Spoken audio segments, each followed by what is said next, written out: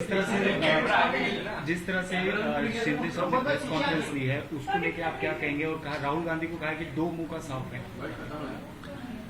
देखो, ये घबराए हुए लोग हैं। राहुल गांधी जी का त्याग और परिश्रम और तपस्या ये देश के लोगों ने एक्सेप्ट कर ली है।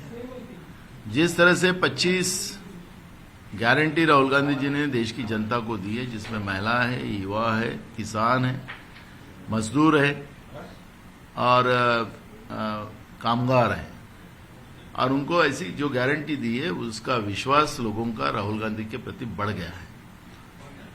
जिस तरह से देश की संवैधानिक और लोकतांत्रिक व्यवस्था को बर्बाद करने का काम नरेंद्र मोदी की सरकार ने गए 10 साल में किया है, इसका भी गुस्सा लोगों में है और राहुल गांधी जी के बारे में प्रेम है, एक समर्पण जनता का है। और आपने देखा होगा कि शिवाजी पार्क की जो सभा थी, लोग खुद पे खुद वहां पर आए, राहुल जी का स्वागत करने के लिए आए, राहुल जी को सुनने के लिए आए।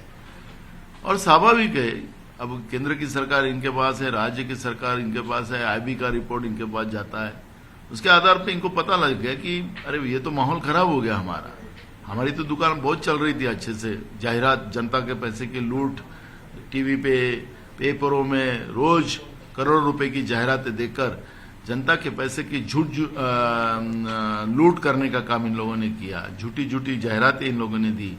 पर एक दिन के राहुल गांधी जी के शिवाजी पार्क के महाराष्ट्र की इस भूमि पे जो सभा हुई, उस सभा की दहशत इनके मन में हुई और इसलिए ये आनंद फानंद में कुछ भी बोलने का काम शुरू किया है। दो मुंह का तो साफ यही लोग है। भ्रष्ट सरकार महाराष्ट्र की, असंवैधानिक सरकार महाराष्ट्र की, इसका तो परिचय देने की गरज नहीं है। और हम नहीं बोल रहे असंवैधानिक सरकार है, माननीय सुप्रीम कोर्ट ने कहा है।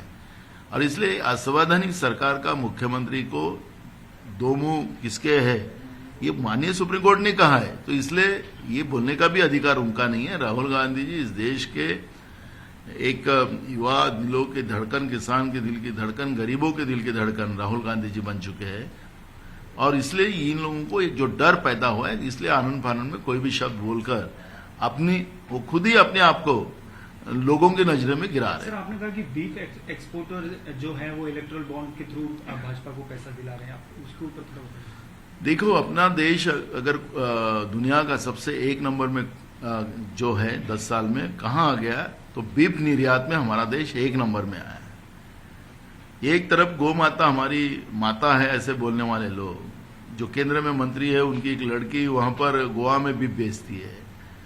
लेकिन आप जो चुनाव बॉन्ड जो सामने आए हैं उसके माध्यम से एक बात सामने आई कि जो बीफ कंपनियां जो है वो इनके तरफ इनको फंड दिया है, इनके अकाउंट में पैसे नहीं मिले बीजेपी के।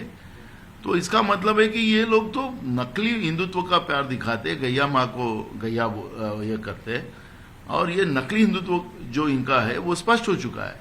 तो इसलिए 10 साल में अगर हमारा देश आगे गया है तो बीफ निर्यात में 1 नंबर में, दुनिया का सबसे 1 नंबर का देश बना है।